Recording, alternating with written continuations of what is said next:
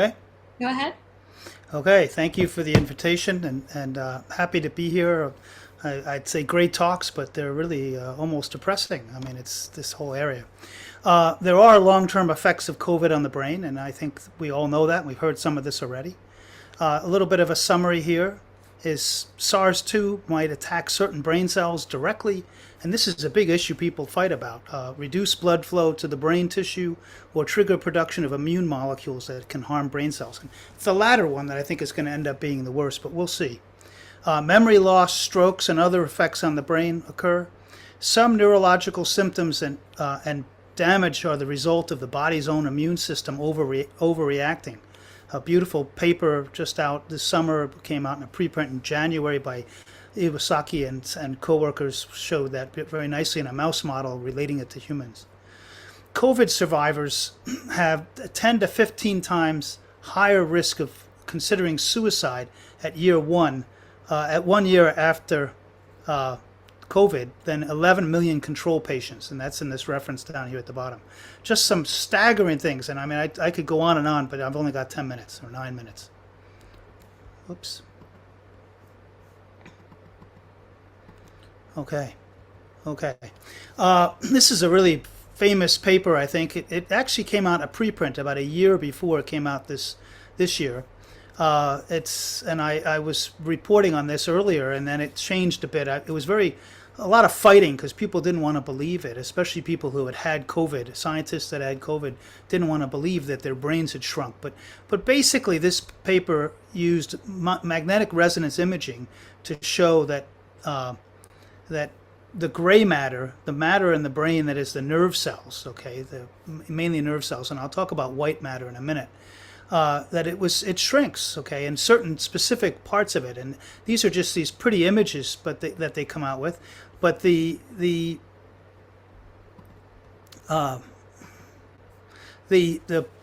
spots in the brain where they're actually seeing shrinkage, and they localized with their imaging technique on these brains, and these are all human brains. So they looked at these, and they had patients before and after COVID, so that they had imaged, and they brought them back in this a large biobank project that they had already had set up, not realizing that COVID was going to come along. Here they look at the parahippocampal gyrus, which is involved in memory formation and processing, and they look at the orbitofrontal cortex, which is the part which is involved in decision making, most often thought, and they show that there's a decrease, and I'm not going to go through the axes, but this is from zero, from the control down, and there's a decrease of about 3% in the thickness of these. I mean, it's 3% doesn't sound like much, but it's a lot. Okay, that's a big difference. If your brain is shrinking during COVID, I mean, maybe this is why you get serious headaches, but it also leads to problems. And I mean, I don't know how many of you anecdotally know people who say this, but I mean, about half or more of the people I talk to who have had COVID tell me that the biggest problem they still have is making decisions or the decision, the process of using the knowledge that they have. There's another study that came out in 2021 that has been publicized quite a bit, where they used the Great Britain intelligence test. I don't know if that's, no offense to, never mind, I won't make a joke. But they looked at 81,000 plus patients and with different symptoms of COVID, and these people had taken the intelligence test before and after. And this is the original Wuhan version of the COVID, and they found that there was a decrease in their IQ in this intelligence test, and it's a bit of a complicated series of things that they work on. That it gets more serious with more severe COVID. But it's shown in all, even patients that have very mild COVID. And the bottom line is this axis shows a drop of about 7 points in IQ, okay? And they argued that, I mean, this amount is about 10 years of aging. This is what you usually lose in about 10 years of aging. What can lead to impaired neurogenesis in the hippocampus, which is the memory and learning area of the brain? Well, the cytokine CCL11 was shown in this Iwasaki, Munge, and co-workers paper in Cell that I mentioned before. This was elevated at 7 weeks, both 7 days and 7 weeks, but I show here after mild respiratory infection in mice. And it was also elevated with humans with brain fog. Very, very similar, right? Neuroblasts, these are cells that are formed during memory formation. These are shown to decrease, okay, with a mild infection in these mice, the mouse model. So it's really, we're getting more and more data that shows what the mechanism is, and it's not good. It's destroying cells. If you look at a nerve cells this is sort of a garden variety view, okay? They're really more complicated than this, but they have a cell body and then they have a place where they release neurotransmitters. And they have to send a signal down this part called the axon. And these axons in mammalian cells and our brains, a lot of the axons need to have faster transmission in order to work well.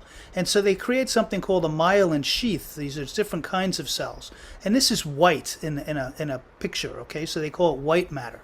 And this investigators here, Peterson and al., looked with MRI imaging, and this just came out in a preprint, and they looked at this, and these are the images. They look kind of like scary pictures from some rock band, but they showed that the water, they looked at water analysis, okay, and they water analysis showed that the water, when it goes up, that means there's less white matter, so you're losing these white myelin type cells, or cells that make myelin, okay.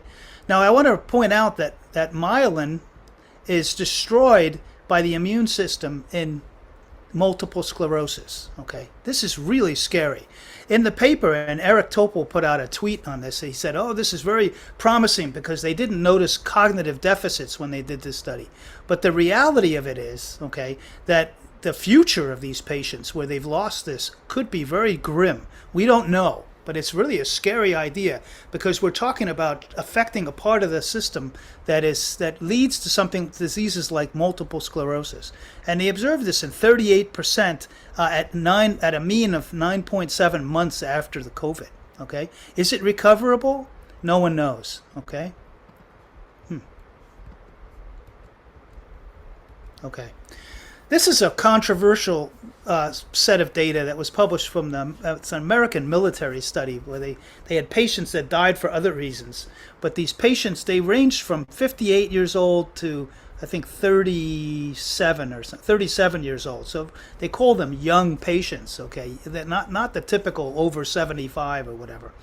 And these patients, almost all of them had some kind of clinical problem otherwise, but all of the patients, and they looked at more, I forget the total number, but every single patient they looked at had these plaques inside which are characteristic of Alzheimer's disease. Every single one of them, and these are pretty young patients, okay?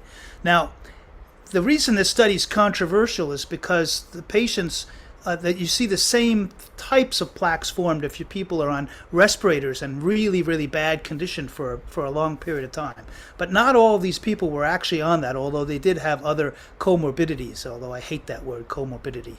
But it's still a scary view to think about. So we don't know yet, but if this is happening, if we're forming plaques even in young COVID patients, then our future is on the line here. We're time bombs.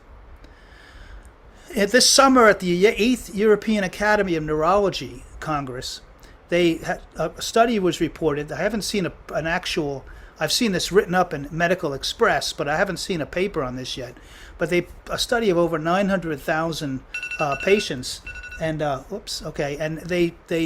43,000 positive.